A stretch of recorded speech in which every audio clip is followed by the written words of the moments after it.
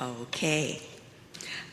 Our New Testament reading is from Acts chapter 2, verses 1 through 21. When the day of Pentecost came, they were all together in one place. Suddenly a sound like the blowing of a violent wind came from heaven and filled the whole house where they were sitting.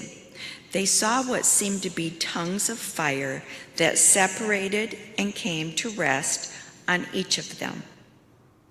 All of them were filled with the Holy Spirit and began to speak in other tongues as the Spirit enabled them. Now there were staying in Jerusalem God-fearing Jews from every nation under heaven. When they heard this sound, a crowd came together in bewilderment, because each one heard their own language being spoken. Utterly amazed, they asked, "Aren't all these who are speaking Galileans? Then how is it that each of us hears them in our native language?" Parthians, Medes, and Elamites, residents of Mesopotamia, Judea, and Cappadocia, Pontus, and Asia. Oh boy, here we go.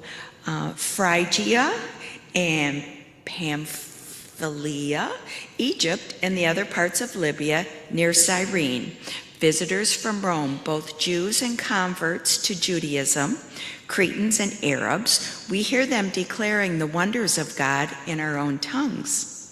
Amazed and perplexed, they ask one another, "What does this mean?"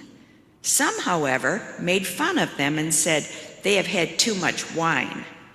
Then Peter stood up with the 11, raised his voice, and addressed the crowd. "Fellow Jews, and all of you who live in Jerusalem, let me explain this to you. Listen carefully to what I say. These people are not drunk, as you suppose. It's only 9 a.m. No, this is what was spoken by the prophet Joel. In the last days,